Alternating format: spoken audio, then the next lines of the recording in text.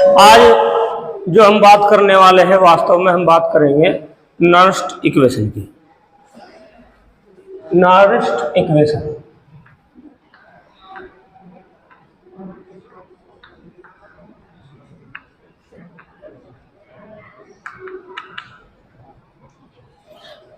Nernst equation.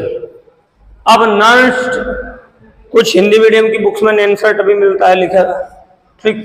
अब Nernst equation कैसे आई, कहां से आई, क्या होता है इसमें, इसे पढ़ने से पहले आप जो हमने कल आपको एक सेल बताया था, इलेक्ट्रोलाइटिक सेल, जिसमें आपने कॉपर के और सिल्वर के इलेक्ट्रोड लिए थे, ठीक है। आप इसके अलावा कोई और भी ले सकते हैं, जिंक कॉपर ले सकते हैं, डेनियल सेल जो आपने सबसे पहले पढ़ा था। तो उस इलेक्ट्रोकेमिकल सेल पे एक अप्रोच करते हैं। हमारे पास एक इलेक्ट्रोकेमिकल सेल है, ये मैं बना देता हूं डायग्राम। इसमें इलेक्ट्रोड लगा है कॉपर का ऐसे, और इसमें इलेक्ट्रोड लगा है सिल्वर का, ठीक। ये ज्यादा बड़ा हो गया तो बस सही सब ऐसे। यहाँ कोई भी बैटरी वगैरह या कुछ, ये साल्ट ब्रिज हो गया। इसमें कॉपर सल्फेट इलेक्ट्रोलाइट भर दिया, इसमें भर दिया सिल्वर नाइट्रेट, ये हो। तो इस सेल को आप कैसे रिप्रेजेंट करते थे कल क्या आपने, ये आपका एनोड हुआ, ये कैथोड हुआ, ये निगेटिव हुआ, ये पॉजिटिव हुआ, ठीक है। ये रहा। अब ये cell representation CU AQ salt bridge, और इधर AG पॉजिटिव AQ, ठीक। दो ले लो, और ये इधर दो क्यों लिए, क्योंकि इलेक्ट्रॉन दो चाहिए होंगे आपको, ठीक है, ऐसे। और ये हो जाएगा AG, यस। ये हो, ये पढ़ा आप। इसको आप, यदि मैं इसकी रिएक्शन लिखूं, ऑक्सीडेशन,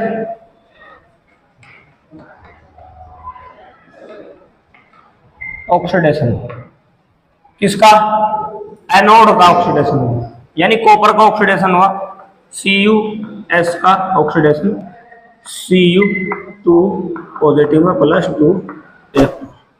तो यहां पे 1 मोल कॉपर यूज हुआ, 1 मोल आयन बने, और 2 मोल इलेक्ट्रॉन यहां से मिले। इस चीज को अभी आप समझेंगे। मैंने इसके लिए ही ये इतना काम या इतना सेटअप लगाया, ठीक है। ऐसे ही रिडक्शन,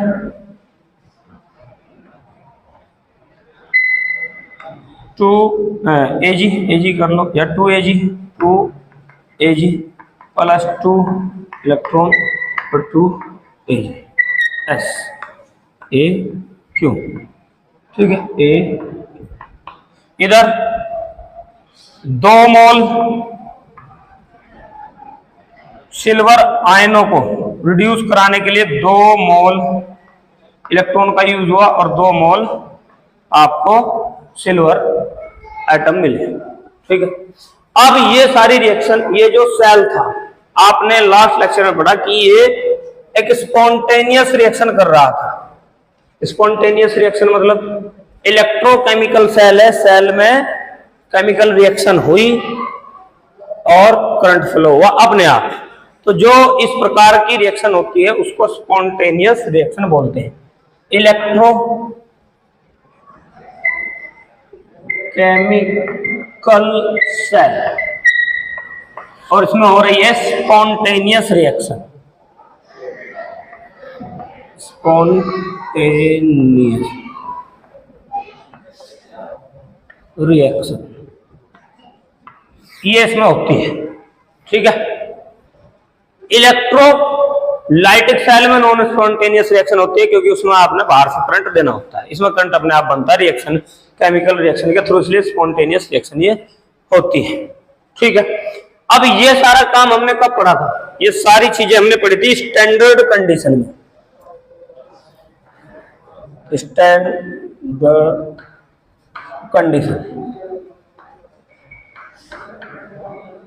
कंडीशन IO, जब टेम्परेचर 298 केल्विन, प्रेशर 1 atm था, ठीक है भाई, और कंसंट्रेशन 1 मोलर थी, ये उसके लिए बात थी।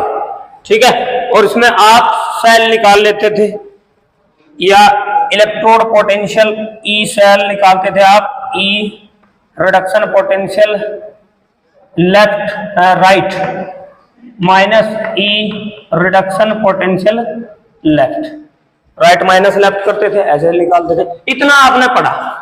अब हम बात करेंगे नॉन इक्वेशन की। अब भाई ये नॉन इक्वेशन की जब हम बात करेंगे तो यहाँ पर आपने ये मैंने इसलिए बताया जिससे कि आपको पता लग जाए ये सब काम, ये सब चीजें आप कर रहे हैं स्टैंडर्ड कंडीशन पर।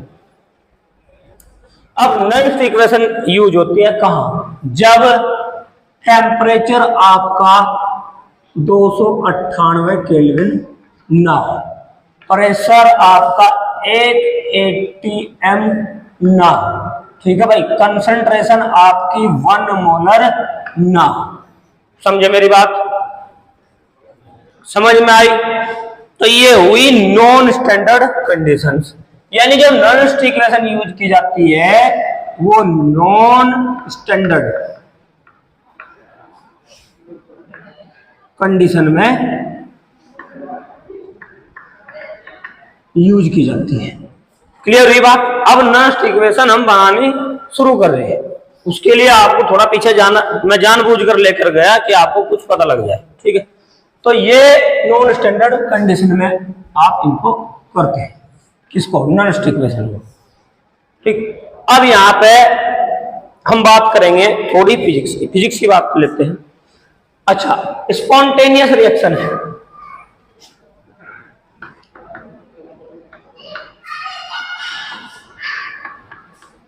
स्पॉन्टेनियस रिएक्शन है तो सिस्टम यहां पे कुछ वर्क करता है। समझ रहे? सिस्टम कौन है हमारा? सेल कुछ वर्क करता है, और वो वर्क किसके इक्वल होता है? वो वर्क होता है इक्वल, यानी work equal to Q into V। इसको इक्वेशन ए मान लो, ए। ठीक है भाई, ये वर्क फिजिक्स की डेफिनेशन है, फिजिक्स के थ्रू है। ठीक है, यूनिट इन डायमेंशन में कही गई है ये बात, फिजिक्स में, फिजिक्स की ही एक इक्वेशन है। या W क्या है? वर्क है डन बाय सिस्टम या सेल। ठीक है भाई, Q क्या है? ये चार्ज है।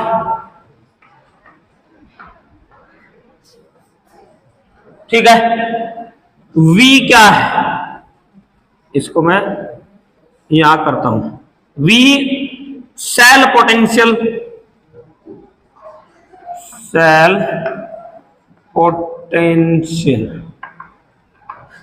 ठीक है, किसमें? इन वोल्ट। ठीक है, ये हुई बात। अब इसे हम थोड़ा आगे बढ़ाते हैं इस बात को। जब तक ये बात किस कंडीशन की है? ये बात है इसके लिए, स्टैंडर्ड कंडीशन के लिए। इधर ले जाओ उसको। ठीक, जो वर्क कर रहा था उसमें जो चार्ज है, चार्ज कहां से होगा? इलेक्ट्रॉन से होगा। 1 मोल मान लिया किसी भी इसमें, यहां लिखता हूं मैं, when 1 मोल इलेक्ट्रॉन फ्लो हो रहे, when 1 mole electron are flow through circuit, circuit यानी इसके थ्रू 1 मोल इलेक्ट्रॉन फ्लो हो, ठीक है। तो 1 मोल इलेक्ट्रॉन है तो चार्ज 1 मोल इलेक्ट्रॉन में जो चार्ज होगा वो होता है 1 फैराडे, यानी इक्वल हो जाएगा 1 फैराडे, जो होता है 96,500 कूलम। इतना लेना, 96,500 कूलम, ठीक है भाई, 1 फैराडे। अच्छा, वोल्ट भी मान लिया उसमें 1 वोल्ट ही हो रहा, ठीक। तो ये स्टैंडर्ड कंडीशन के लिए, इसकी वैल्यू भी 1 फैराडे, इसकी भी 1 वोल्ट, ये वर्क होगा।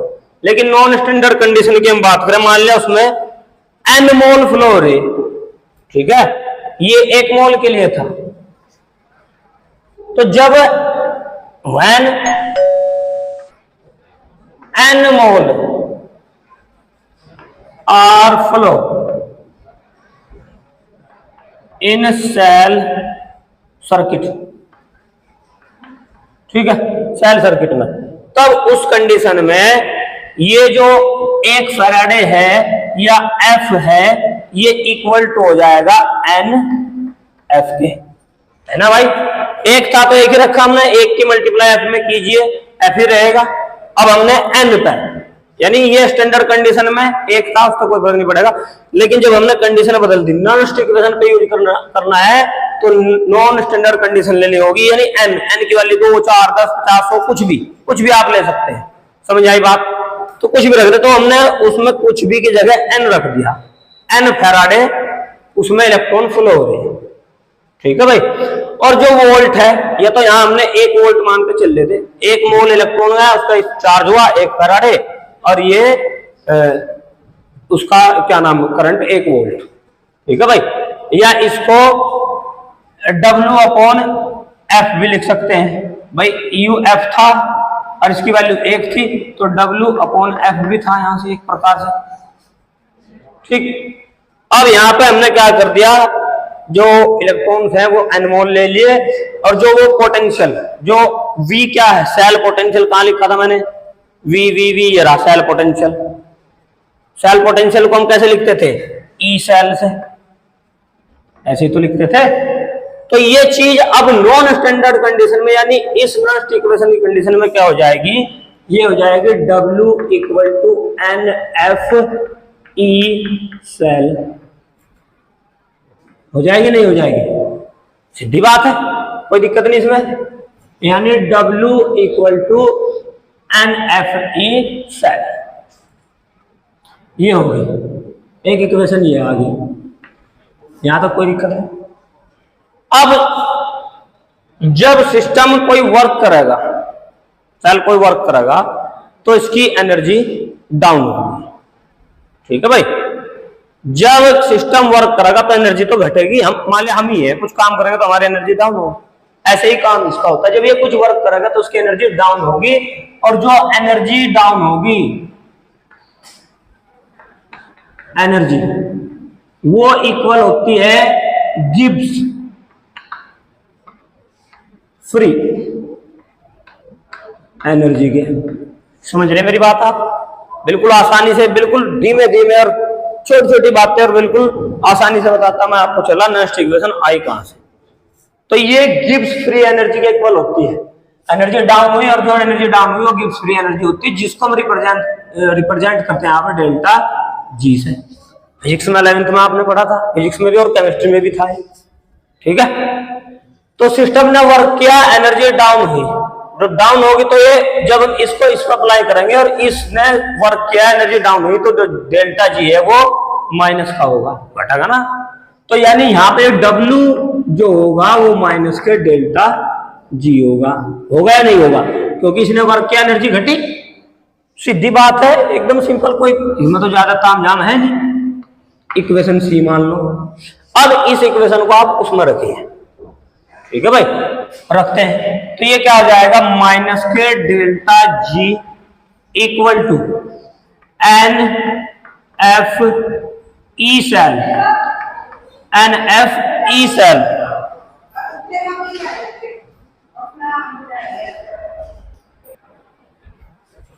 हाँ भाई ध्यान दो, अब ये परेशान करते रहे बीच बीच में, कभी कुछ बेचैनी कभी कुछ बेचैनी। हाँ तो मैं क्या कह रहा था, यहां तक समझ में आया आपकी?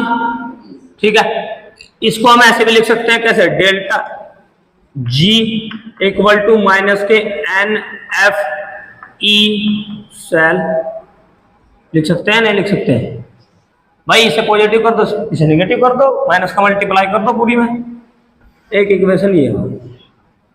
इसको मान लो डी, ये तो मैं बना रहा है ऐसे ही, ना भी बनाओ आप इनको, आगे अपने काम में लगे रहो, चले रहो, चलते रहो। ठीक, जी का आपको पता लगा क्या, गिव्स फ्री एनर्जी, एन क्या है, नंबर ऑफ मोल्स ये रहा एन, एफ क्या है, फैराडे जिसकी वैल्यू है 96,500, ई क्या है, सेल पोटेंशियल किसमें, वोल्ट में। सारी सब चीज पता लगी इसमें आपको, कोई दिक्कत वाली बात नहीं है। ठीक, अब इसे हम स्टैंडर्ड कंडीशन में अप्लाई करेंगे। स्टैंडर्ड कंडीशन में अप्लाई कीजिए, यानी delta G naught equal to minus के N F E naught cell, कर सकते हैं नहीं कर सकते हैं? ये स्टैंडर्ड कंडीशन की बात है, पढ़ते हैं ना, ये नोट लगा देते हैं स्टैंडर्ड कंडीशन में। यानी इसका मतलब क्या, यानी टेम्परेचर यहां पर है कितना, 298 केल्विन, प्रेशर है यहां पर कितना, 1 atm यहां पर, और क्या बचा, कंसंट्रेशन है 1 मोलर। ठीक है, इसकी बात है ये। लेकिन हमें यूज कौन करना है, हमें जरूरत किसकी है, हमें तो इसकी है, नॉन स्टैंडर्ड में चाहिए हमें, तो स्टैंडर्ड का तो हम सब पीछे पढ़ता ही गए। ठीक है, इनमें तो हमें पता, लेकिन हमें करना क्या है, जब उनमें गड़बड़ हो, कम दे दिया, ज्यादा दे दिया, घटा दिया, बढ़ा दिया, तो ये यूज करना है हमें। ठीक है भाई, अब यहां पे नर्स्ट ने क्या किया, नर्स्ट पहुंचे फिजिक्स के थर्मोडायनेमिक्स में।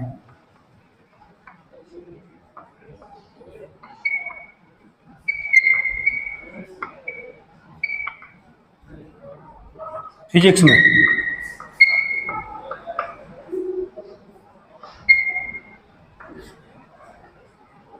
फिजिक्स की स्पेलिंग सही है, ठीक है, फिजिक्स में पहुंचे।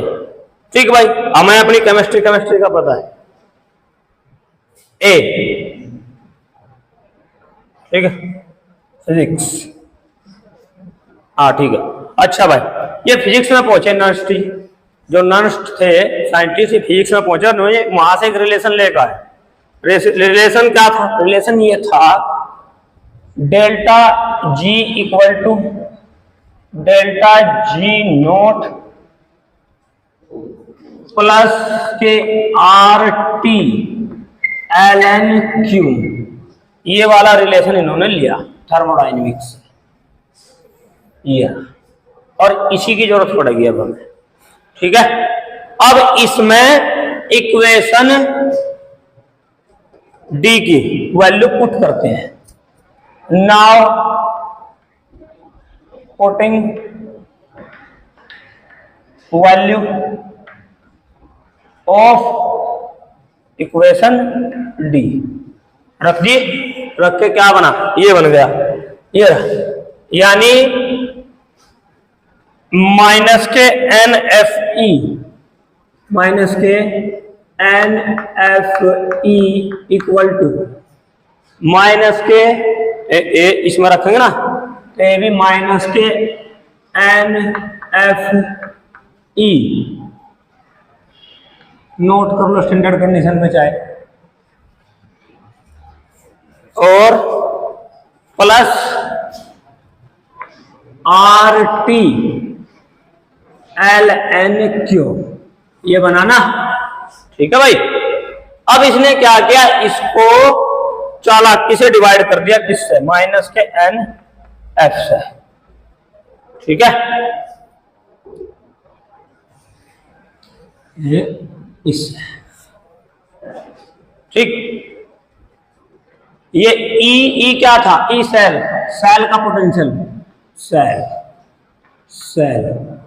ठीक, तो इसने चालाकी से माइनस एन एफ से डिवाइड किया, यानी एन माइनस के N F E cell by minus N F, ठीक है भाई, इक्वल टू माइनस के N F E naught cell by minus के एन एफ, ठीक है भाई।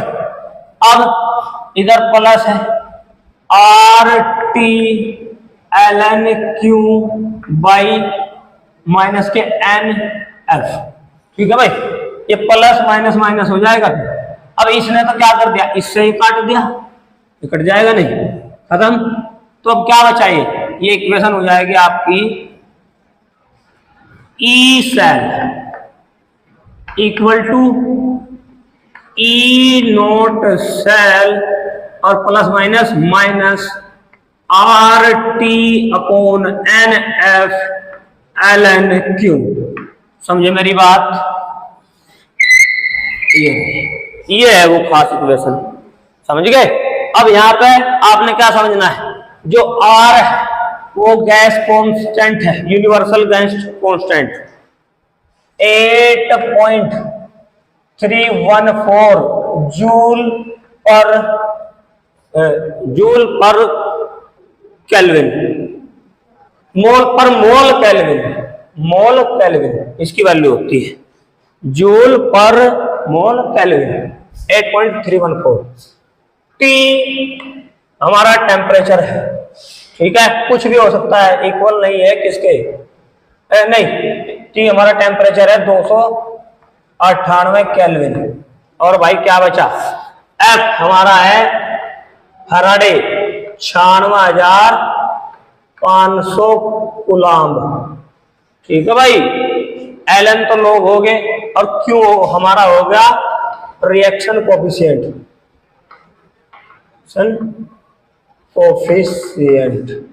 आगे समझ में बात, इतनी बात समझ में आई आपकी, ठीक है। एलन लोग है, अभी मैं करता हूं। एलन क्या होता है, एलन होता है L N equal to log base E होता है, ये एलन लॉग बेस ई होता है।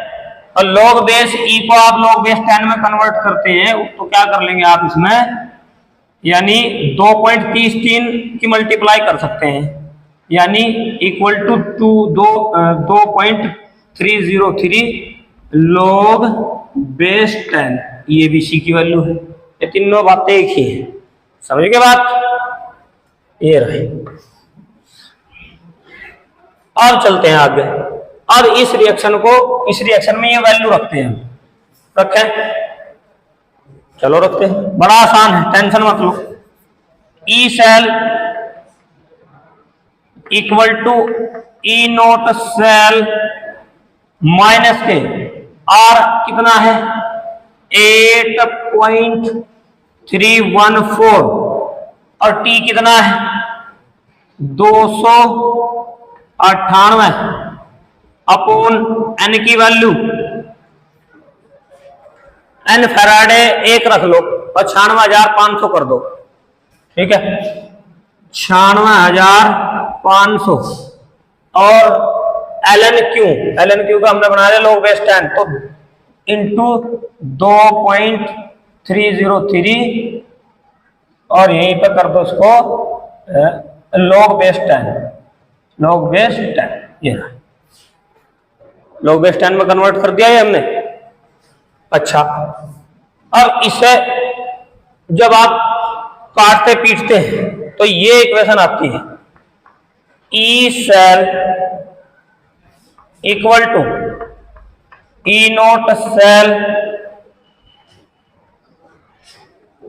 माइनस 0.059 अपॉन एन कर लो इनटू एन और लॉग बेस 10, ये ठीक है। फैराडे हमने रख दिया 96,500 एन एच डी, ये है भाई, ये है वो नॉस्ट इक्वेशन। अब इस नॉस्ट इक्वेशन को आप कहीं पे भी अप्लाई कर सकते हैं, चाहे हाफ सेल पे लो, इस पे ले लो, या पूरे सेल पे ले लो, या तो ऐसे कर लो ई रिडक्शन पोटेंशियल कौन सा इसका ले लो, कॉपर का ले लो, Cu2 पॉजिटिव CuS ए क्यों पे, या पूरे के पूरे पे ले लो, किस पे, ये क्या होगा लेफ्ट वाला, या इस पर ऐसे भी लिख सकते हैं ELEFT, या पूरे सेल पे ले लो E cell equal to E right minus ELEFT। यानी कहने का मतलब ये हुआ, इसे हाफ सेल पे भी यूज कर सकते हैं और पूरे सेल पे भी यूज कर सकते हैं। अब कैसे यूज करेंगे, कैसे हाफ सेल पे यूज करेंगे, कैसे फुल सेल पे यूज करेंगे, उसे बताएंगे नेक्स्ट पार्ट में। आगे समझ में, कितनी आसान बात थी इसकी नॉन इक्वेशन की। कहां से आई है, ये आई है हमारी थर्मोडायनेमिक्स से। ठीक, ये आपको रिकैप दिखाया जिससे आपको पता लगे कि रिएक्शन स्पॉन्टेनियस है क्या होता है। स्पॉन्टेनियस कंडीशन में जो वर्क होता है सेल का, वो होता है किसके इक्वल टू, क्यों, V के इक्वल। ठीक, फिर लेकिन हमें पढ़नी है non equation. Non equation apply की जाती है नॉन स्टैंडर्ड कंडीशन में, जिसमें टेम्परेचर घट रहे बढ़ रहे, कंसंट्रेशन घट रही है बढ़ रही है, उसके लिए फिर ये भी घटे बढ़ेंगे। तो हमने क्या किया, इसे, ये तो स्टैंडर्ड में था, इसे यूनिट मान लिया, यहाँ यूनिट न मानते हुए इसको N मान लिया, N फैराडे, इसको मान लिया हमने क्या, इस वोल्ट, और इसमें ई सेल पोटेंशियल हुआ, ये भी घट बढ़ सकता है। ठीक, जैसे ये घटे बढ़ेगा ऐसे ही ऑटोमेटिकली घट बढ़ जाएगा। ठीक, तो ये वर्क किसके इक्वल हुआ, कुछ वर्क जो होगा ये वर्क इक्वल हो जाएगा जब हम नॉन स्टैंडर्ड में चल रहे NF ई सेल के, समझ गए। इसकी वैल्यू पहले 1 थी, फिर हमने N मान लिए, तो पहले F फैराडे थी, कहाँ को है, ये रहा F फैराडे या 1 फैराडे 500। लेकिन हमने इनसे बहुत सारा को अप्लाई, कम पे ज्यादा अप्लाई करे तो हमने N रख दिया, और ये V वोल्ट के वो पोटेंशियल है, सेल पोटेंशियल रखा हमने। अब ये सिस्टम वर्क करेगा, एनर्जी डाउन होगी तो जो वर्क होगा वो माइनस डेल्टा जी होगा, डेल्टा जी में इक्वेशन को रख दिया आपने, और थर्मोडायनेमिक रिलेशन ये, इसमें उसकी वैल्यू डेल्टा जी की पुट करके आप ये रिएक्शन लेकर आते हैं जो होती है नॉनस्ट इक्वेशन। बार बार इस लेक्चर को देखना और इसको पढ़ना बुक से, ठीक है। थैंक्स फॉर कोऑपरेशन, बोल रहे थे कहते नहीं थैंक्स फॉर कोऑपरेशन।